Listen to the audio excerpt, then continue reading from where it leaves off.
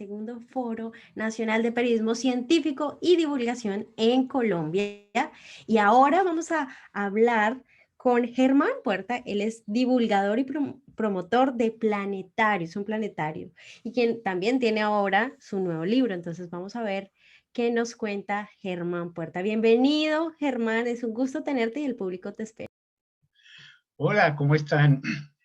Qué gusto esta invitación. Gracias, Tania, gracias a todos. Caramba, estos 10 minutos hay que aprovecharlos dramáticamente. Sí. Bueno, me voy a presentar. Yo soy Germán Puerta, yo soy economista en la Universidad de los Andes, pero como astrónomo aficionado desde muy joven, tuve la oportunidad de acceder a grandes eventos celestes en los años 90. Unos cometas impresionantes, las lluvias de meteoros.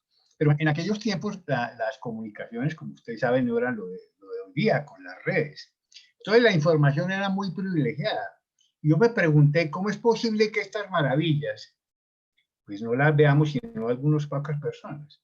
En aquellas épocas, realmente la astronomía estaba confinada en las academias y los centros de investigación. Aunque ya Carl Sagan nos había mostrado las maravillas de la divulgación a través de su programa Cosmos, en realidad, de verdad, no había grandes eventos. Y entonces fue que tomé la decisión de empezar a hacer divulgación científica. Muy pronto encontré, primero, que tenía mucha habilidad para comunicar la ciencia. Empecé a escribir libros, el que sabe, digamos, hablar, a veces sabe escribir. Y me he dedicado también a eso, a la escritura de libros. Después entré a mi papel de comunicador y divulgador de ciencias del Planetario de Bogotá. Una maravilla de centro de ciencia que a veces yo llego ahí por la mañana y no me lo creo que esté ese maravilloso planetario en ese lugar, en un país como Colombia que no tiene grandes centros de ciencia. Entonces, en resumen, ¿qué me di cuenta? Me di cuenta que la astronomía es un vehículo ideal para motivar a la niñez y a la juventud en apreciar los temas de ciencia, de cultura, de tecnología. Tiene conexiones con casi todas las actividades del ser humano, con las ciencias naturales, las ciencias exactas, la historia, la filosofía. Y en buena parte, ese afán de la humanidad por resolver los enigmas del cielo es lo que nos ha configurado como sociedad moderna. El cálculo, las matemáticas, después los telescopios y finalmente los satélites nos han llevado a lo que somos hoy como sociedad moderna. La astronomía también es inspiradora. Muchos de los grandes científicos del mundo, o artistas o grandes personajes, lo son porque cuando niños fueron a un planetario o estuvieron en una gran observación de estrellas o en una conferencia inspiradora. Muy bien. Pero la astronomía y las ciencias en general también son claves para tu vida personal, para los adultos. Te permiten empoderarte, tener capacidad de analizar información, de tomar decisiones, lo cual es clave hoy día en el siglo XXI, el siglo del conocimiento. Entonces, si todo eso es tan cierto y tan maravilloso, ¿por qué no hay ciencia en América Latina? ¿Por qué no hay grandes centros de ciencia y planetarios? ¿Por qué no hay programas decididos de comunicación y divulgación de la ciencia a escalas territoriales? Y veamos por qué. En primer lugar, se le debe a que la cultura, lo que se llama la cultura, desde el siglo XIX ha dejado la ciencia por fuera de lo que se llaman las humanidades y las bellas artes. Solamente consideran que es pintura, literatura, música, teatro, danza, cine y humanidades, y dejaron la ciencia por fuera. Un ejemplo, en Colombia, hasta en el más pequeño, los 1050 municipios, hay Secretaría de Cultura y Turismo, y solo existe una Secretaría de Ciencia. Segundo, entre los científicos pareciera que ellos se concentraran es en los centros de investigación, las becas y la tecnología de la ciencia aplicada, y han dejado por fuera la comunicación de la ciencia, lo que llama la apropiación social del conocimiento, que tiene alcances muy limitados, muy pequeños, tanto los realizados por Colciencia anteriormente, como los realizados por hoy día lo que se llama el Ministerio de la Ciencia. Y tercero, en la educación parecieran que la comunicación y la divulgación de la ciencia fuera solo para niños. y se olvidan de la familia.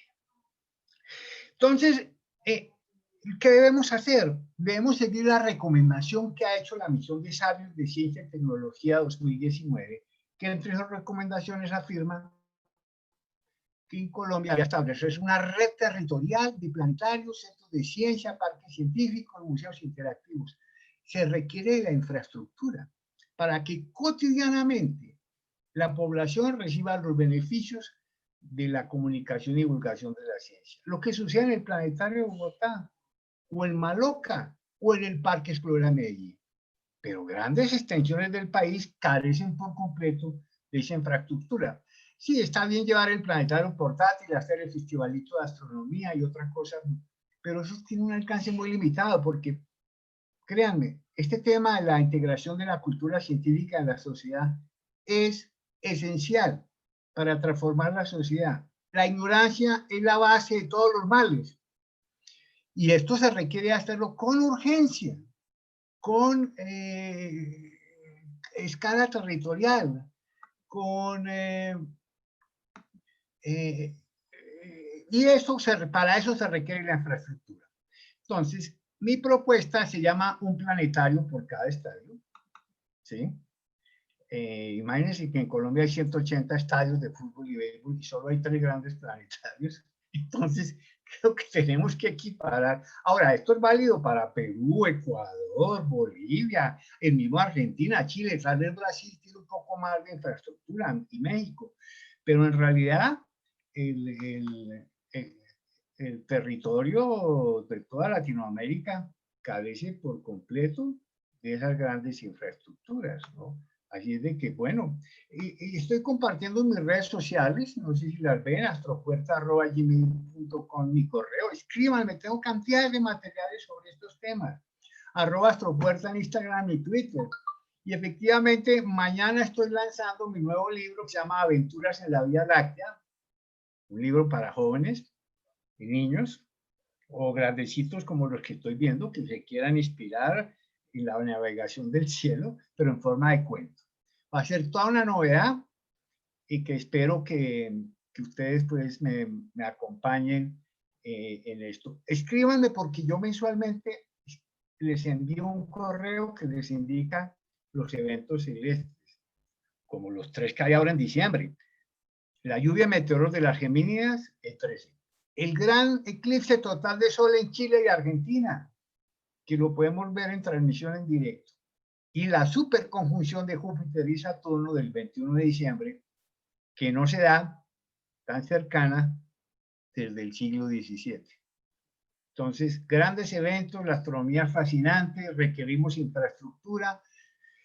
Estoy trabajando mucho con el Ministerio de la Ciencia, que me está cogiendo las ideas, y creo que vamos bien. Creo que tendremos grandes noticias próximamente acerca de la divulgación y comunicación de la ciencia. Y bueno, eso era, en resumen, lo que les quería compartir. Muchísimas gracias, Germán, pero no te nos puedes ir sin al menos darnos un poquito de qué es lo que vamos a ver mañana en tu nuevo libro y por favor, ¿dónde lo podemos encontrar? Por supuesto. Bueno, en realidad tengo numerosos libros. La guía para viajeros del cielo, astronomía con binoculares, es el más conocido. Tengo líneas de leyendas celestes para los jóvenes, mitología del mundo. Este año lancé uno sobre ovnis, un tema muy interesante y muy maltratado en medios. Eso sí, mejor dicho, con este tema hacen y deshacen. Entonces yo decidí escribir algo bastante serio.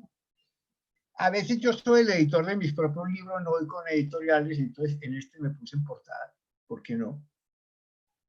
Y aquí tenemos mis historias favoritas. Aquí está La perrita Laika, una historia muy triste que no se las voy a contar ahora porque ver llorar a todos estos adultos pues, sería penoso. Que tuvo que ver la luna con el desastre del Titanic, mucho que ver. La guerra de los mundos, cuando se pensó que los marcianos sí los invadían. Y bueno, 25 episodios. Y esto va con mi carta celeste, ¿sí? Que es ideal para conocer el cielo. El libro que lanzo mañana es una aventura de 3 jóvenes que van a recorrer la bóveda celeste, pero en forma de aventura, de cuento, de historia, interactuando con eventos reales. No les cuento más porque va a ser una sorpresa. Nos toca estar pendiente de tus redes sociales mañana para estar ahí en Sí, la divulgación de ese libro. @astropuerta en Instagram, que ahora es como la más popular que he visto, que se mueve bastante bien. ¿Sí? A veces es trabajoso estar al día en la red, ¿no? Siempre es difícil, pero ahí nos defendemos. Muchísimas gracias, Germán. Estaremos ahí siguiéndote y por supuesto valoramos que seas parte de esta asociación y qué bueno tenerte porque eres una guía especialmente en el tema de escribir libros y escribir y acercar también todos estos temas a la gente. Muchísimas gracias. Y ahora vamos con Carol Pineda, quien es periodista de la Fundación Gabo y es divulgador también destacado por el ICFJ. Bienvenido, Carol. Tenerte aquí, el público. Hola a todos, ¿qué tal? Un placer. Espero me escuchen bien. Bueno, la verdad es que es un placer estar con todos. Un gusto escuchar a Germán también conversar sobre este tema tan interesante que la verdad a veces lo vemos muy lejos, pero la forma en que Germán lo cuenta y conversa sobre él da gusto, la verdad. Yo creo que dentro de este trabajo, al menos que yo empecé, al menos llegué a él de una forma un poco casi que sin querer, porque así lo fue. O sea, cuando yo llego a, a empezar digamos, a conversar un poco sobre ciencia y demás, creo que lo principal que llego a pensar es que lo más importante para mí era tener la chance de compartir un poco el impacto que hay, ¿no? Que existe a las personas. Entonces, por eso el impacto de la cultura tecnológica en las personas, se llama al menos este espacio, que creo que me voy a tomar menos de los 15 minutos máximos que vamos a tener. En, en donde hay un subtítulo que he puesto perfectamente, es El camino a una reflexión para un proyecto a futuro. Y es, este camino al menos yo lo empecé este año con la pandemia del coronavirus, creando Coronavirus Cartagena, que fue un espacio, o es un espacio para compartir conocimiento e información sobre la COVID-19 en la ciudad de Cartagena, Colombia, donde vivo, donde resido, donde nací y donde he crecido. Y el proyecto creció tanto y se convirtió en un elemento, digamos, de referencia, que se convirtió también en un modelo de cobertura local de la pandemia. Porque, digamos, lo que encontré antes de empezar el proyecto es que se empezaba a cubrir la pandemia en un contexto con poca divulgación científica. Es decir, había muy poco conocimiento sobre de qué estábamos hablando. Sabíamos que era el coronavirus, sabíamos que era una pandemia porque la Organización Mundial de la Salud así lo declaró. Lo sabíamos porque estábamos en una cuarentena estricta que en Colombia duró al menos 3 meses de una cuarentena estricta, que luego tuvo algunas zonas que fueron relajando medidas, pero que en últimas en Cartagena tuvimos una ola de contagio que se extendió más o menos hasta junio, es decir, de marzo a junio estuvimos básicamente confinados. Y en ese contexto, sabíamos que existía una pandemia, sabíamos que había un virus que estaba asesinando, que estaba matando a muchas personas. No había mucha profundidad sobre el tema, había poca claridad sobre el tema, poco análisis riguroso y comunicación asertiva con los temas, sobre todo desde la administración pública local, es decir, alcaldía, gobernación.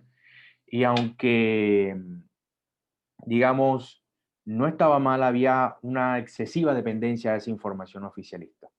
Desde el periodismo un poco, la información oficial, dicho entre los periodistas, siempre debe ser o de desconfianza, o al menos se debe desconfiar de esa información porque claramente puede tener detrás unos objetivos que implican, por supuesto, encubrir algún problema a nivel local que exista con la pandemia y que eso le permita o no le permita, al menos a la ciudad, tener una apertura económica un poco más rápida de lo que se tenía planeado o lo que se pensaba en principio. Entonces, al depender mucho en ese contexto donde se dependía mucho de la información oficial, porque básicamente eran los canales recomendados para buscar información. Al mismo tiempo se contrastaba muy poco, es decir, lo que venía directamente del Departamento Administrativo de Salud Distrital de Cartagena era básicamente lo que los medios de comunicación difundían. Entonces, en una búsqueda personal de decir, necesitamos muchísimo más rigor y ver que en ciudades como Medellín, Bogotá, eh, a nivel internacional se estaban manejando datos, información de otro tipo, de otra manera, con otro rigor, y se estaban presentando de otra forma, más especializada. Me di a la tarea y dije, bueno, hay que hacer algo diferente acá en Cartagena. Entonces empezó como una posibilidad de ser un proyecto colaborativo en periodismo, sin embargo terminó siendo básicamente un proyecto que lideré, coordiné y trabajé yo en mis ratos libres, porque además de eso tenía la obligación y mis tareas comunes dentro de la Fundación GAO, y que en últimas terminó siendo un proyecto destacado por la Red Internacional o el Centro Internacional de Periodismo. Em, Gracias a que por supuesto era del ámbito local, que era en un contexto no muy fácil y que en últimas terminó por llevar información muy valiosa a las personas. Y por eso gustamos, porque usamos muchísimos datos, fuimos claros en la comunicación, era diferente el contenido, era muy valioso el contenido, muchas personas nos escribían, nos preguntaban, consultaban, oye, ¿qué va a pasar? ¿Qué va a suceder en el corto plazo, mediano plazo? ¿Crees que de aquí a tanto tiempo tengamos ya la posibilidad de salir un poco? Y además coyuntural porque era necesario para absolutamente todos. Y lo que quise hacer al menos, el concepto era simplemente acá la persona que siga la cuenta, que siga la información, va a tener la posibilidad muy fácil de entender qué está pasando en la ciudad, de ser consciente qué está sucediendo en la ciudad. Porque en últimas, cuando veíamos los noticieros a nivel nacional, veíamos que era una mirada muy holística de toda la nación. Y veíamos que subían, bajaban, se quedaban casos, pero en últimas uno de los grandes interrogantes era dónde y cuándo estaba emergiendo, creciendo, decreciendo la pandemia.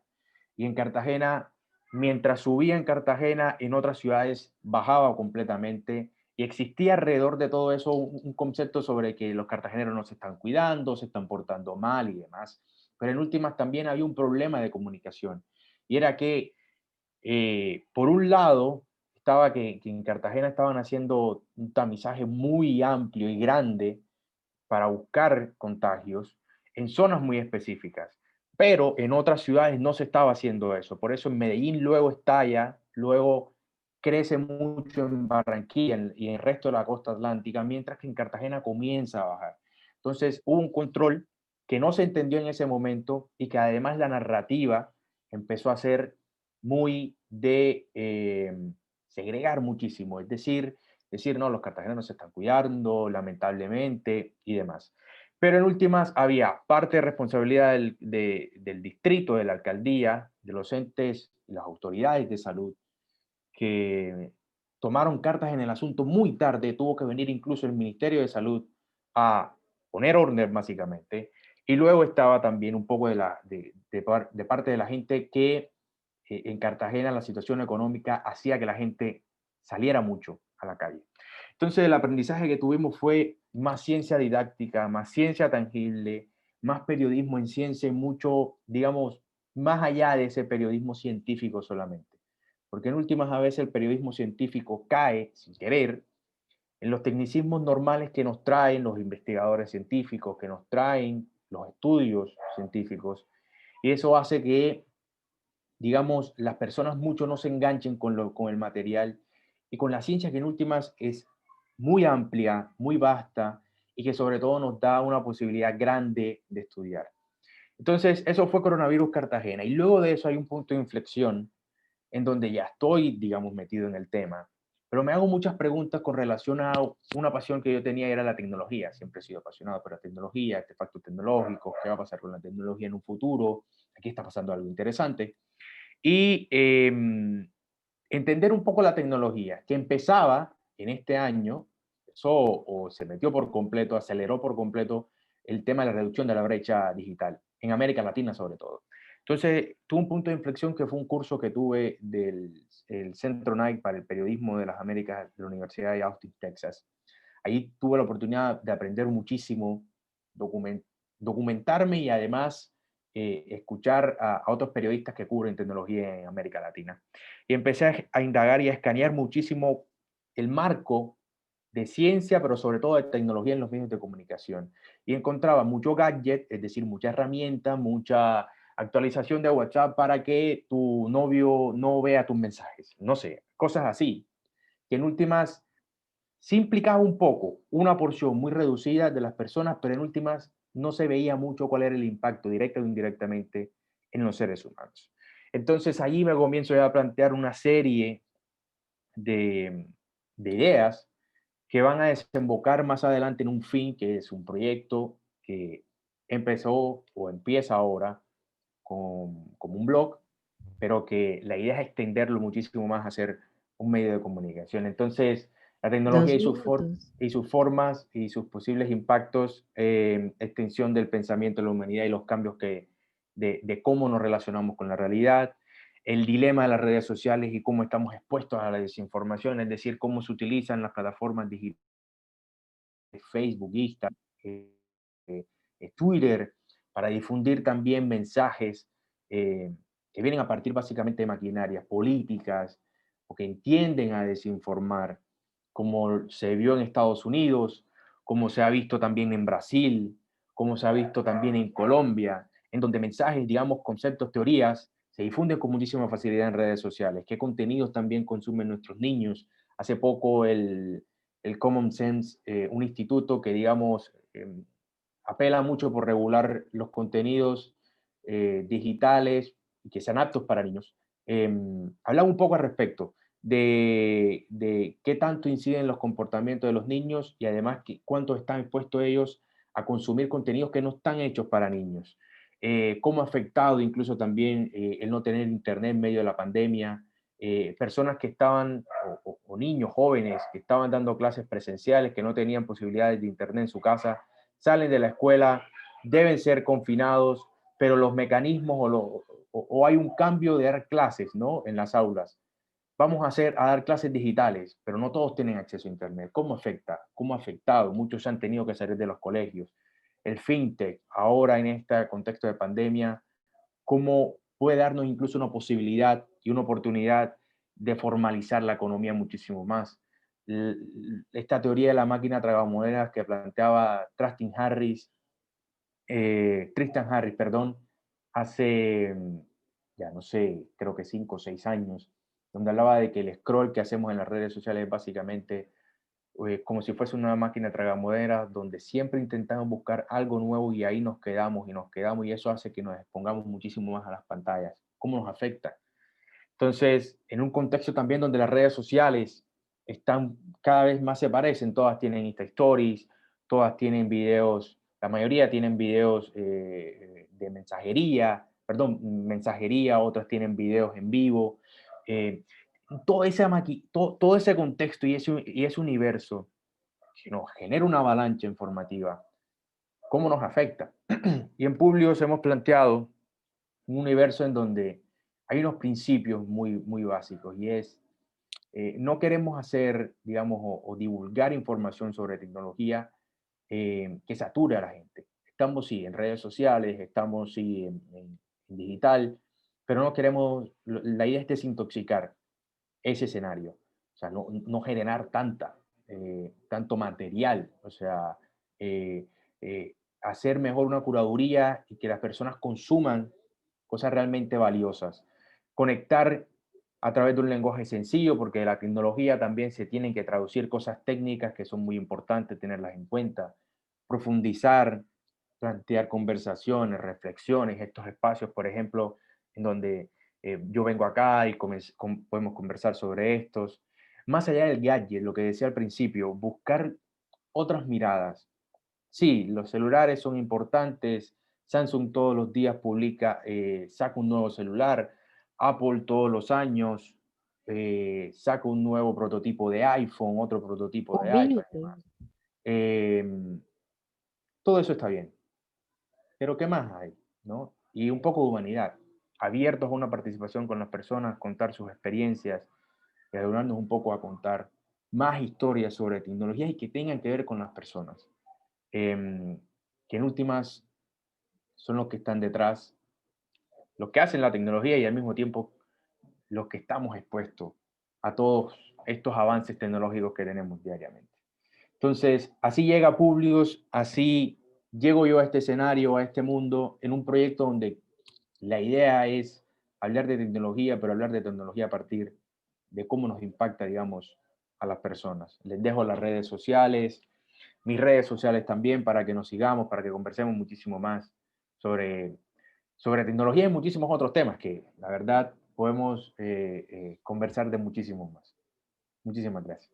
Muchísimas gracias, Carol, por contarnos tu nueva iniciativa. No la conocíamos. Qué bueno que estés compartiendo con nosotros. Y ahora vamos con Andrea Navas, de la Red de Gobernanza y Gestión del Conocimiento de la Universidad del Valle. Bienvenida, Andrea. El público te espera. Muchísimas gracias. Gracias a todos por estar conectados. Voy a compartir pantalla. Mientras tanto, pues les cuento que es la Red de Gobernanza y Gestión del Conocimiento, la Ciencia, la Tecnología y la Innovación. Pues es una red de individuos. Yo trabajo en la Universidad del Valle, pero esta es una red de individuos que nació hace unos 3, 4 años. Personas interesadas en el tema de política de ciencia, tecnología e innovación, de la gobernanza del sistema de ciencia, tecnología e innovación en Colombia y también de la gestión como tal de la ciencia, la tecnología e innovación. ¿Me confirman si ven mi pantalla y si se pasan los slides, por favor? Bueno, nuestro gran logro el año pasado fue el Congreso de Gobernanza de Ciencia, Tecnología e Innovación. En este logramos convocar a más de 200 personas en Bogotá. Se realizó en 3 universidades, en la Javeriana, luego otras charlas en la Universidad de los Andes y otras charlas en la Universidad del Externado.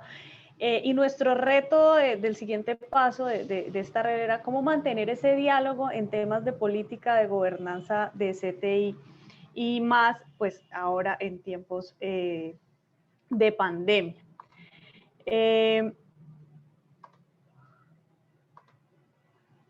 Dentro de la red nos dividimos por ejes, entonces está el eje de gestión de conocimiento, el eje de, también hay un eje de direccionamiento, un eje de debate público, entre otros, de financiación, y nosotros estamos en el eje de comunicaciones. Está Salim Chalela, que nos acompaña hoy en la sesión, Lizeth Garavito, que vive en Bogotá, Salim está en Medellín, Jorge Enrique Ávila está en Bogotá, Aleidis, que al principio de la pandemia estaba en Estados Unidos, y Yamile Castro, que está en Bogotá, y yo que estoy en Cali. Entonces es una red muy diversa, pues de profesionales y casi todos pues trabajando en universidades y en diversas entidades, y que voluntariamente pues trabajando en la red entramos al eje de comunicaciones. Y decimos, bueno, ¿qué vamos a hacer este año en tiempos de pandemia para continuar el diálogo? Porque estábamos en un momento que para la red era valiosísimo, la creación del Ministerio de Ciencia, Tecnología e Innovación, el momento de creación del COMPES, la Política de Ciencia Nacional de Tecnología, Ciencia, Tecnología e Innovación, había cerrado el documento de la misión de sabios, entonces estaba todo esto que nos apasiona a nosotros y decíamos, ¿cómo hacemos para continuar el diálogo, el debate, seguir vivo, tener vivo ese diálogo? Entonces dijimos, bueno, ¿qué vamos a hacer? Hagamos unos webinars, que era la palabra de moda, el debate si lo hacemos por Zoom, por Meet, por Teams, si nos vamos todos para el Zoom o transmitimos por Facebook, por YouTube, por ambos, y eso cómo se hace, cómo hacemos la divulgación, cómo hacemos que la gente se conecte, cuántos moderadores se necesita para un evento virtual, cómo ponemos los logos, quién nos va a apoyar con esto. Entonces eran muchas preguntas que nos hacíamos. Y nos lanzamos a realizar el primer encuentro. Digamos que había un grupo encargado de hacer la parte técnica del encuentro, es decir, contactar a los panelistas, es explicarles las preguntas orientadoras, de delegar la moderación y delegar pues todo el perfil y digamos pasarnos a nosotros como eje de comunicaciones las fotos, la fecha, los perfiles para poder nosotros ayudar con la pieza divulgativa, la conexión por el Zoom, el canal de YouTube. Entonces, hicimos el primer encuentro, se divulgó por redes sociales, había un link de inscripción, lo hicimos en Zoom, pero en realidad fue transmitido por YouTube y solamente los panelistas y el moderador estaban conectados por Zoom, y decidimos que íbamos a poner los logos de las entidades que apoyaran la divulgación. Esto seguía siendo un poco debatible dentro de la red, porque los logos, quién, estamos dándole visibilidad a otras entidades, y era un poco el debate. En ese primer encuentro logramos 400 inscritos. Obviamente, pues nosotros estábamos pagando un Zoom de 100 personas, entonces también fue, bueno, ¿qué hacemos? Por eso lo transmitimos por YouTube. No aprendimos cómo hacer la transmisión en vivo en Facebook, pues éramos un grupo de personas que hasta ahora somos legos en el tema. Se conectaron 312 personas, para nosotros fue un éxito total. Seguía el tema de cómo logramos la paridad de género en nuestros paneles. Empezamos también un debate y una reflexión al respecto, y muchas dudas sobre la logística y las responsabilidades en toda la cadena, desde la ideación de ese evento hasta el cierre del evento. Y nuestro reto ahí fue, bueno, cómo mantenemos ese hermoso público, como diría Wally, y ahí nos inventamos un segundo encuentro en el mes de agosto. Este era el tema de bioeconomía, también muy alineado con la misión de Sabios. La idea era invitar en todos los eventos a un comisionado de la misión. Seguíamos sin lograr esa paridad de género, seguíamos sin lograr de pronto más participación de personas que fueran, que no estuvieran en Bogotá, que fueran de las regiones. Seguía un poco el tema de la logística, y decidimos hacer dos pequeñas guías desde la parte de los que invitaban a los panelistas, hacer como una guía del encuentro con un objetivo, una justificación, las preguntas orientadoras, quién va a ser de moderador. Nos inventamos el rol moderador YouTube, entonces decíamos, va a haber un moderador en Zoom, un apoyo técnico en Zoom, pero también debe haber un moderador de las preguntas en el canal de YouTube, porque pues está transmitiendo en vivo y alguien tiene que responderles a ellos y transmitirle a los que están en el Zoom. Requerimientos técnicos. Entonces, bueno, ¿quién va a hacer la conexión? Como veían ustedes, estábamos en 4 ciudades diferentes, fecha, hora, etcétera, y luego desde el eje de comunicaciones hicimos unos pequeños lineamientos, ¿no?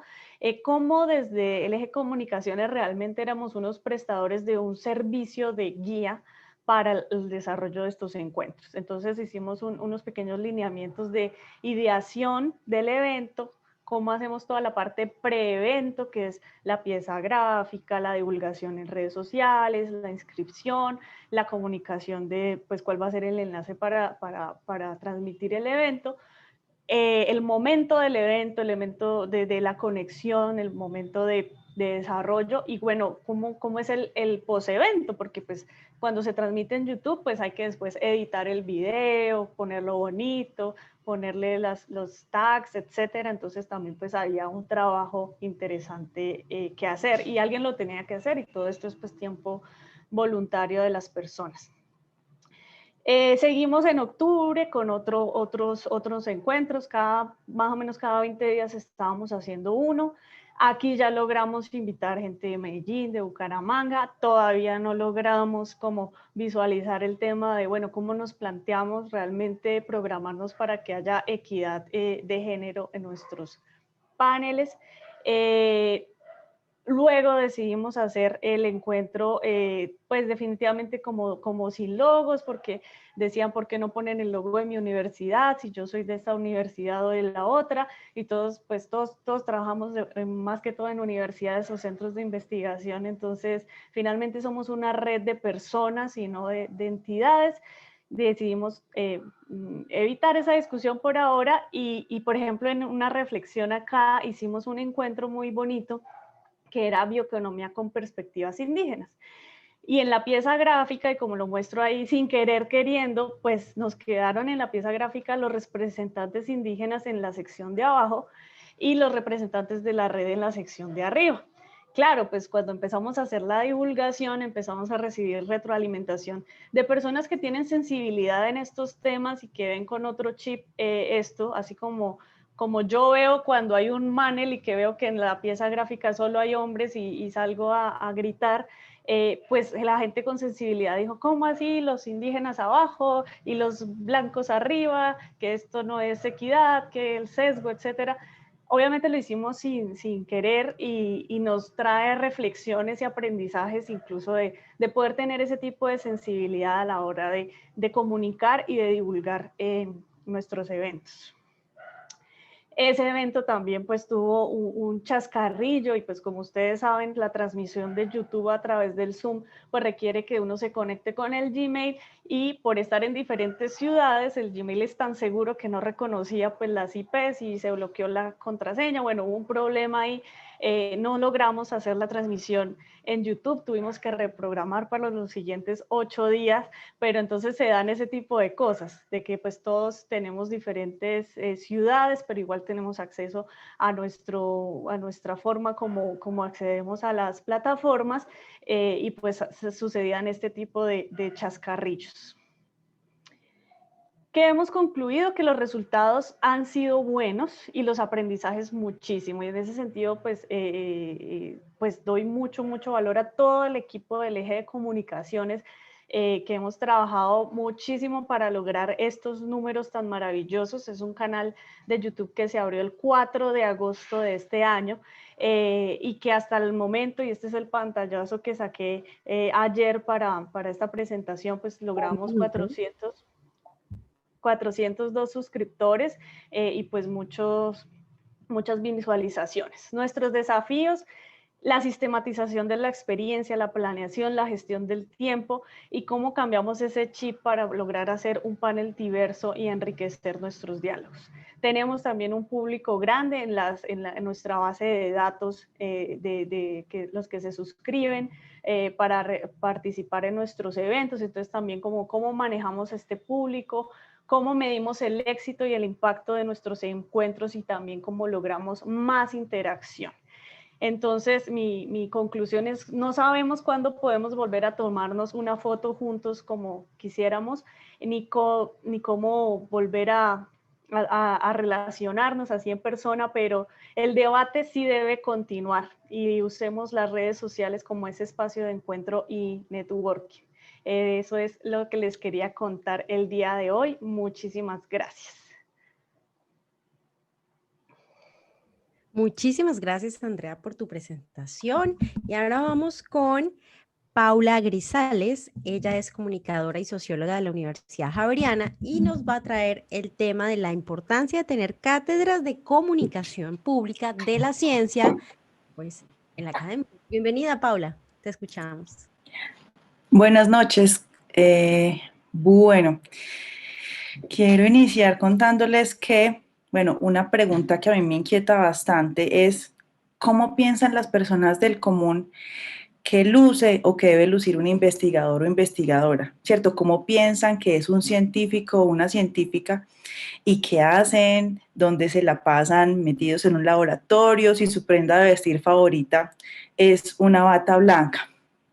Y les cuento esto, pues porque yo soy comunicadora social y periodista, soy también docente de la Cátedra de Comunicación Pública de la Ciencia de la Universidad Javeriana desde hace 3 años. Y al principio siempre en las cátedras yo les pongo a mis estudiantes un pequeño reto que consiste en que dibujen un científico.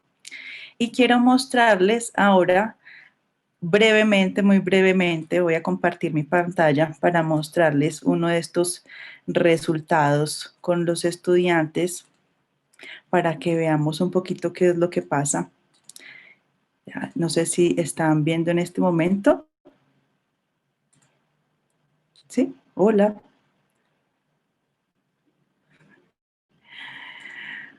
Bueno, pues el resultado es, ha habido como muchas cosas muy diversas, pero quería mostrarles muy brevemente,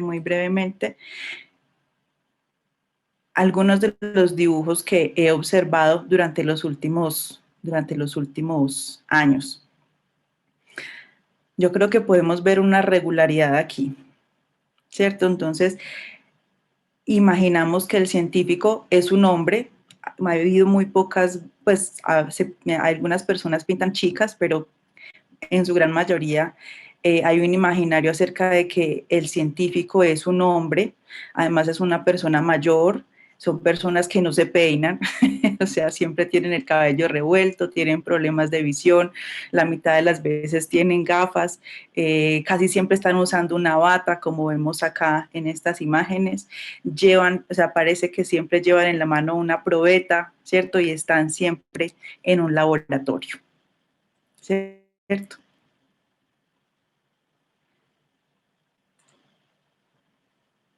El asunto es el siguiente. No sé si ya he dejado de compartir, ¿verdad? Pero tu cámara. Ah, ok, pero están viendo todavía, no sé Mm. cómo hacer para que aparezca la cámara. Ve qué extraño. Bueno, no puedo compartir imagen.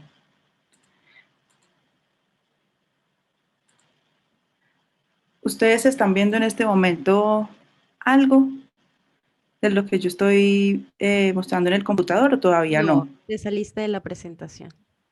Ok, bueno, pues vamos a continuar entonces.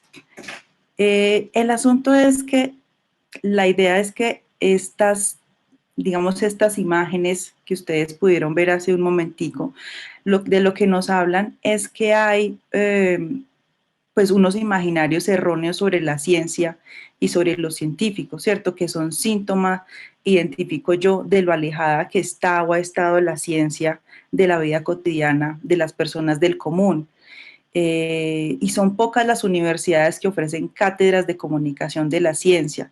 Incluso no en todas las carreras de comunicación social y periodismo se ofrece la materia de periodismo científico.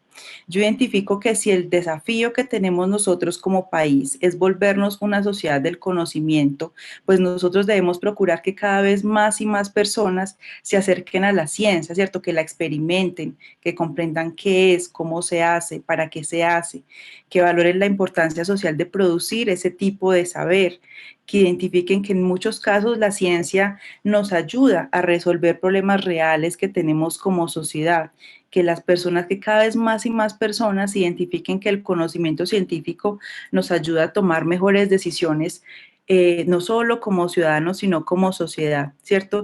Y uno de estos públicos nuestros privilegiados, a quienes deberíamos esforzarnos más en cautivar, deberían ser, considero yo, serían los estudiantes universitarios. ¿Por qué? Porque son los estudiantes, estos estudiantes universitarios, pues son los investigadores del futuro, son los que van a empezar a hacer investigación y también divulgación, son los que van a formular proyectos y van a destinar parte de sus recursos para cautivar públicos no expertos, los que van a empezar a divulgar, los futuros, digámoslo de alguna manera, como partners de los periodistas, como se mencionaba en una charla anterior, pues nuestros investigadores muchas veces son reticentes con los periodistas, no trabajan en llave con ellos, y también se necesita de esa empatía para que cada vez más y más estemos comunicando sobre cuál es la ciencia, en qué consiste todas las investigaciones científicas que hacemos en el país.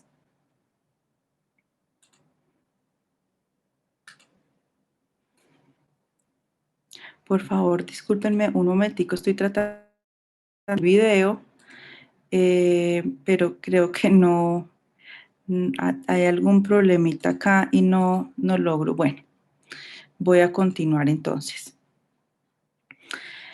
Entonces, yo considero que las universidades, nuestras universidades colombianas, deberían crear más cátedras de comunicación pública de la ciencia dirigida a estudiantes de todas las carreras, ¿cierto?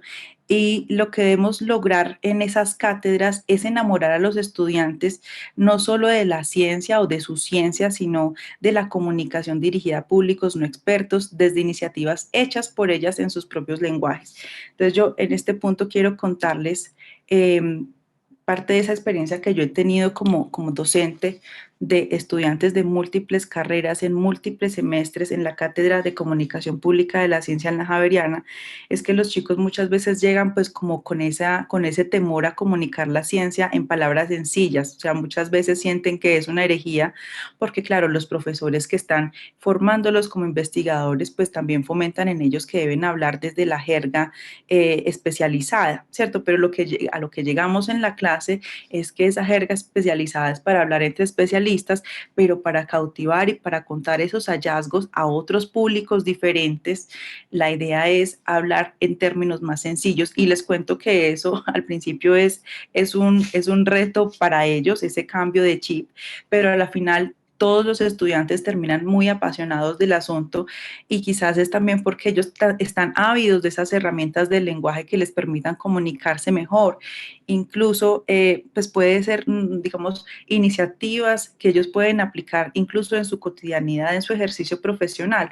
Recuerdo una vez una estudiante de medicina, como el cambio tan grande que tuvo, porque ella mencionaba que todo lo que había aprendido en la clase le iba a servir muchísimo para comunicarse mejor con sus pacientes, que ella en la práctica muchas veces intentaba como contar o explicarle mejor a las personas con las que trataba en qué consistía una enfermedad y cómo debía cuidarse, y no lograba comunicarse bien con las personas. Entonces, estos ejercicios de comunicación pública de la ciencia son valiosos también para que los profesionales puedan tener un mejor acercamiento, pues, a los públicos no expertos, y lograr incluso mejor sus objetivos profesionales. Entonces, yo como me imaginaría que es una consecuencia de que estemos cautivando cada vez más a investigadores en formación, sensibilizados en estos temas de comunicación pública de la ciencia. Entonces, me imagino cada vez más estudiantes liderando iniciativas de divulgación, más estudiantes profesionales e investigadores jóvenes generando puentes entre sus ciencias, y personas del común, estudiantes, profesionales e investigadores jóvenes conectados con las problemáticas del país, aportando a la generación de soluciones, ¿cierto? Y digo esto porque realmente, aunque muchos estudiantes obviamente se están formando en las universidades para ser los futuros investigadores, es al mismo tiempo extraño que ellos mismos no se sienten investigadores en formación. A veces sienten que la investigación está como muy lejos, o que es cosa como de personas que, no sé, que tienen una inteligencia diferente, ¿cierto? Incluso si ellos, estando dentro de la academia, tienen una percepción alejada de la realidad de lo que es un investigador e investigadora. Entonces, el asunto es que ellos el día de mañana pues van a tener acceso a muchos públicos, ellos pueden motivar una mayor comprensión de esos saberes expertos por parte de los no expertos, ¿cierto? Y apoyándose también en su propia pasión, de esa pasión que les genera su propio saber, ¿cierto? Entonces, la idea es que el día de mañana ellos puedan ser esos divulgadores apoyando los esfuerzos que nosotros estamos haciendo para llevar la ciencia cada vez a un público más amplio, ¿verdad? Entonces, bueno, pues para finalizar quisiera decir que desde el lugar donde cada uno de nosotros esté, sí deberíamos procurar que cada vez más instituciones, bien sean estas formales o no formales, hagan más ejercicios de formación, que bien pueden ser talleres, cursos o materias en comunicación de la ciencia, en divulgación, en periodismo científico, en apropiación social del conocimiento, ¿cierto? Para que no se trate solamente de una cuestión de algunos periodistas científicos o para que no se trate solamente de algunos investigadores que también son divulgadores, sino para que cada vez más el reto de construir una sociedad del conocimiento en Colombia sea un interés de cada vez más ciudadanos de Colombia. Muchísimas gracias, Paula Grisales. Gracias por ese mensaje y por supuesto en la Asociación Colombiana de Periodistas y Comunicadores de la Ciencia, en eso estamos fomentando para que todos los que hoy están aquí pues puedan apoyar en ese proceso de capacitación. Bueno, ahora les voy a compartir un video de una speaker que no pudo acompañarnos, ya vamos a ver que ustedes la conocen y les voy a compartir el mensaje que nos da. Vamos a escucharlo.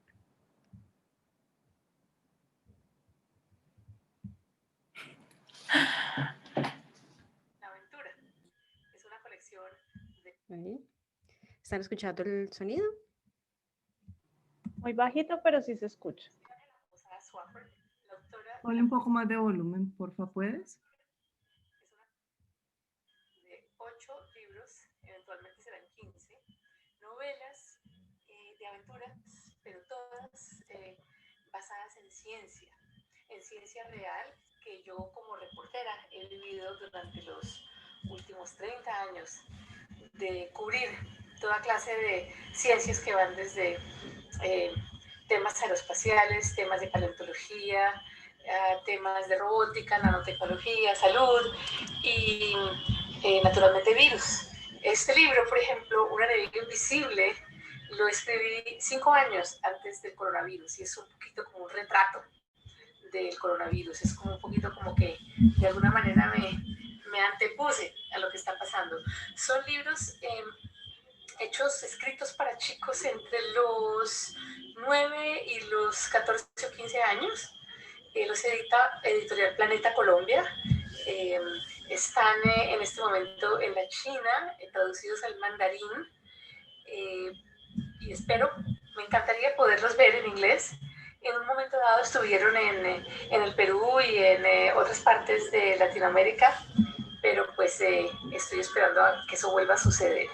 Es importante la literatura para jóvenes de temas de ciencia porque los niños de esas edades pues no, es un nicho vacío, es un nicho que no está siendo cubierto por los medios de cierta manera. Hay mucho libro para niños muy chiquito, pero libros para esas edades preadolescentes que son tan inquietos, pues no hay mucho. La experiencia para mí ha sido genial. He aprendido a comunicarme y a hablar con los jóvenes y los niños y he aprendido que ellos están muy interesados en la ciencia. Entonces, pues es cuestión de saberles llegar con temas que sean de su interés y de saber usar el lenguaje, definitivamente para no alienarlos, sino más bien interesarlos. Entonces, muchas gracias, me habría encantado estar con ustedes en el Congreso. Estaré en diciembre en otra charla justamente sobre Juntos en la Aventura, pero por ahora les mando un abrazo a todos y que tengan un Congreso muy productivo en estos días. Gracias. Bueno, ese es el mensaje de Ángela Posada Swafford, periodista científica, que también pertenece, por supuesto, a la Asociación Colombiana de Periodistas y Comunicadores de la Ciencia. Recordemos que estamos en el segundo Foro Nacional de Periodismo Científico y Divulgación de la Ciencia en Colombia. Hoy todavía faltan algunas buenas presentaciones ahorita nos vamos para la siguiente sala y mañana a las 9 de la mañana iniciamos paneles similares a los temas que vimos hoy, pero con invitados, primero en la mañana de Estados Unidos, luego un panel de España y luego seguimos con todos los colegas de América Latina. Entonces, no se lo pueden perder. Vamos para ir a la otra sala que iniciamos con la charla de Nicolás Bustamante, que él es periodista de El Tiempo. Vamos a ver qué nos cuenta. Entonces, nos vemos en la siguiente sala.